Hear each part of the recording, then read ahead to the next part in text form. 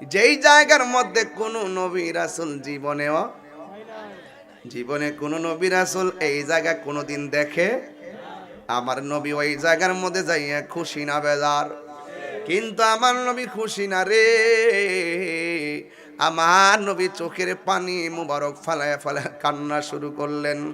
আল্লাহ এবং নবীর সঙ্গে কথাবার্তা চলছে, কোনো সাক্ষী নাই, একমাত্র আল্লাহ এবং নবী, অন্য কাউকে রাখে নাই। জিব্রাইলকে রাখে নাই, কোন ফেরেশতা রাখে নাই। কয় হাজার কথা বলছে, আল্লাহ এবং নবী ভালো জানে। কথা বলেন ঠিক কিনা?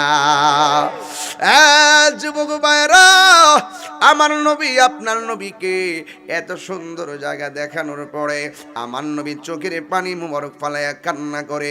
এরপরে নবীকে সান্ত্বনা দেওয়ার জন্য দ্বিতীয় আরেকটা জায়গায় নিয়ে গেল। সেই জায়গায় গিয়াও নবী চোখের পানি মুবারক ছেড়ে কান্না করে। তৃতীয় আরেকটা জায়গায় নিয়ে গেল, এই জায়গায় নিয়েও নবীজি কান্না করে। বন্ধু, আল্লাহ ডাক দিয়ে বলে, বন্ধু বন্ধু বন্ধু,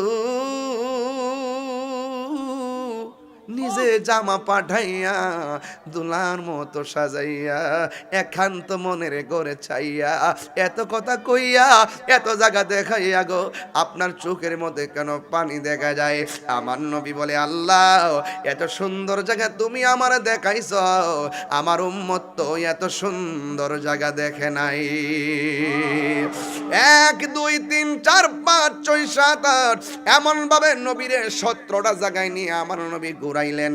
17টা জায়গায় যাইয়াই নবী উম্মতের জন্য কাঁদছেন। এবার আল্লাহ ডাক দিয়ে কে, বন্ধু আর কান্দাইতাম না, সুসংবাদ দিয়া দেই।